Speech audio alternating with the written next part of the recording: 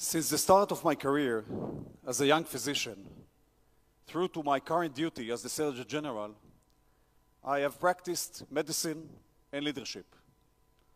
I would like to share with you today a single, extraordinary experience that touched me personally, taught me very valuable lessons, and demonstrated for me once again that there is always more to learn about leading people. The date was Wednesday, January 13th, 2010 at 6 a.m. Just a few hours after the catastrophic earthquake struck the city of Port-au-Prince, Haiti, with hundreds of thousands dead or injured. I was woken by a phone call from my commander. His instructions were very concise. We are sending a humanitarian aid mission to Haiti, take our field hospital, and be there on the ground as soon as possible. The mission was clear: to save human lives. Time was critical, and the faster we got there, the more lives we could save. It was obvious that this was going to be a major leadership challenge. The thoughts I hope to share with you today are based on my own personal experience, but they also draw on 60 years of experience in the IDF Medical Corps, where responding to humanitarian emergencies and disasters all over the world has created a strong organizational culture of leadership in crisis. One of the leadership principles I believe in most is to always set the bar higher than what seems possible. We wanted to be in Haiti sooner than possible. We knew that with our capabilities, many of the wounded could still be saved. So we moved. We didn't wait to get all the answers. Our first and greatest challenge was to rapidly assemble 230 physicians from different specialties, nurses, technicians, and the logistics staff. As always, we knew we could count on the Israeli national ethic of rendering humanitarian help to those in need. Our people, with their constant on-alert mentality, didn't wait to be called. Hearing about the disaster on the news, they packed their bags, left everything behind, volunteered for the mission, and within hours, we had a full team organized and ready to go. We packed 100 tons of equipment on 2 cargo planes, flew halfway around the globe, and landed in the disaster area in the evening. We worked all night long to get the entire hospital ready by morning. And on Saturday, 8 a.m., we were the first advanced hospital in the region, fully operational and already treating victims of the disaster. Another world compared to the other hospital. Imaging department, I mean, imaging, my God, they have machines here. They have actual operating rooms, and it's just amazing. But we arrived to an incredibly welcome sight, the Israeli Field Hospital, the Rolls-Royce of emergency medical care. Thank you. Thank you. Being the first into the chaos, that's setting the bar high. 2 days later, my people raised the bar even higher. We admitted a 3-day-old baby who was bleeding severely due to a condition known as hemorrhagic disease of the newborn. Although we brought a lot of advanced medical equipment and drugs with us from Israel, we did not bring vitamin K, which was the critical cure for this baby's disease. One of my surgeons approached me and said, "My blood type is O-. It contains enough vitamin K factors. Take a small amount of my blood, inject it into the baby. It will save his life." I had some concerns about the possible adverse effects of such a procedure, and I wasn't willing to actively endanger the baby. But after a few hours, when it was very clear that the baby is going to die without treatment, the surgeon approached me again, insisting that we go ahead with this plan. Seeing no other option, I agreed. We took 20 milliliters of his blood and injected it into the baby. The clinical improvement was dramatic. The bleeding stopped almost immediately. A day later, the baby started to eat, and the next day, he was ready for discharge.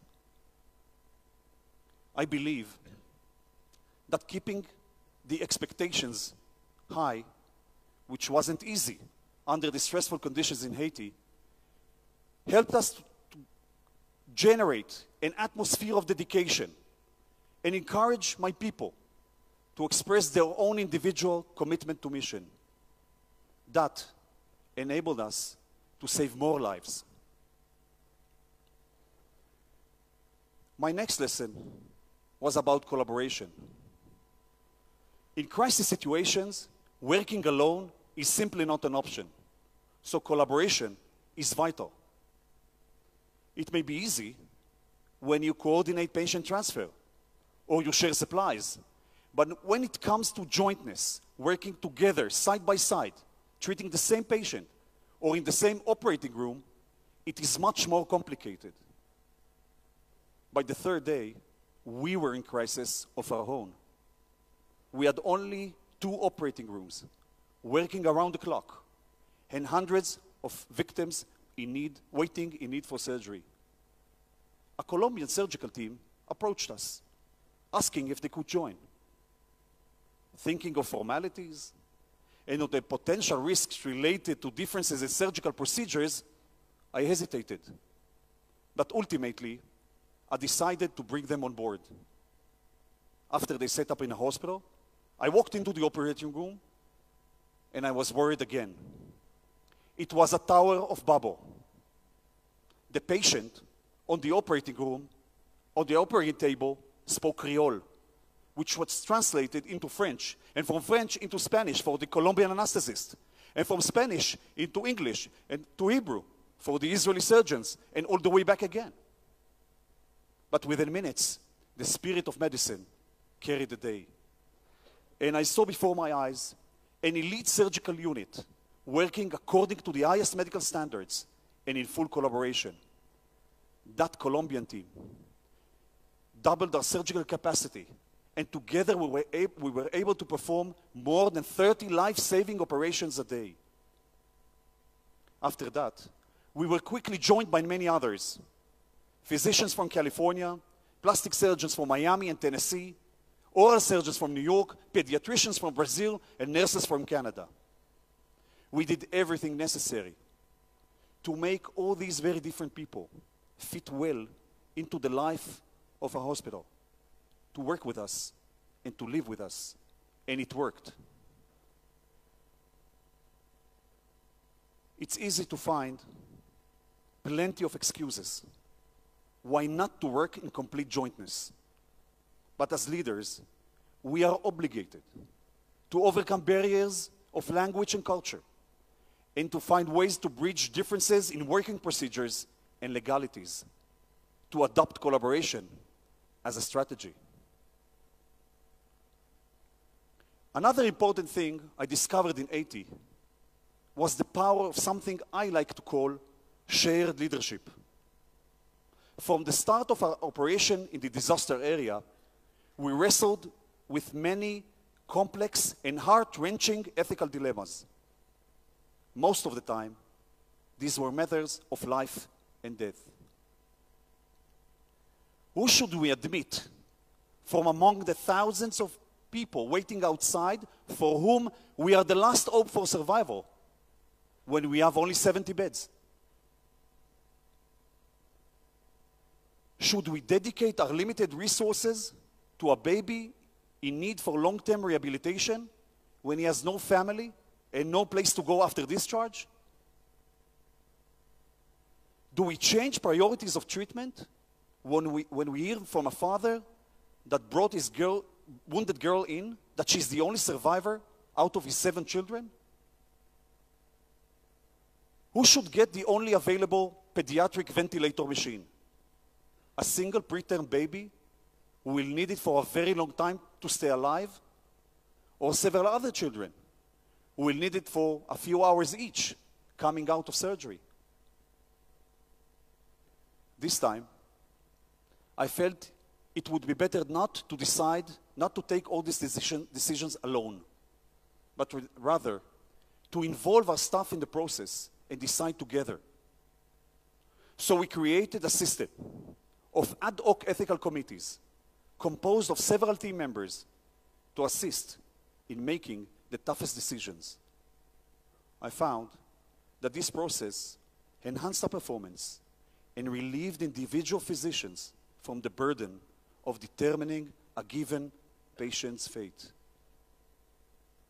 As a leader, the overall responsibility always remains mine.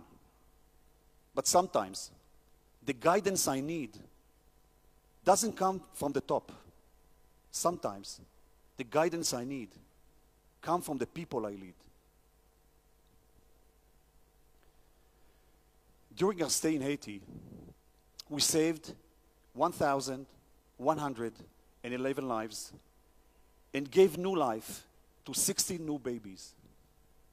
We were part of an international relief effort, and together with many other nations, we tried to do the most we could to support a community of fellow human beings and to provide them a measure of hope. Since then, we have had the opportunity to aid in Japan after the tsunami in 2011, in the special humanitarian operation for the victims of the civil war in Syria, overcoming the barriers of a hostile border, and in the Philippines after Typhoon Yolanda in 2013, deeply collaborating within a small local hospital. And in each of these very different circumstances, the same principles held true, strengthening our confidence in the ideas I have shared with you today. I want to take you to Haiti one last time, but this time on a more personal note. Several days after we returned back home to Israel, the phone rang again. And once again, it was my commander on the line. He asked me a simple question. How do you feel? I told him that I was very proud of what our people have done there in Haiti. But I was also deeply frustrated because the people we saved there were just a tiny fraction of the many others who needed our help. He listened carefully, thought for a moment, and responded with a single sentence that affected me deeply and changed my perspective. In total darkness, even a single small candle can shed a great light.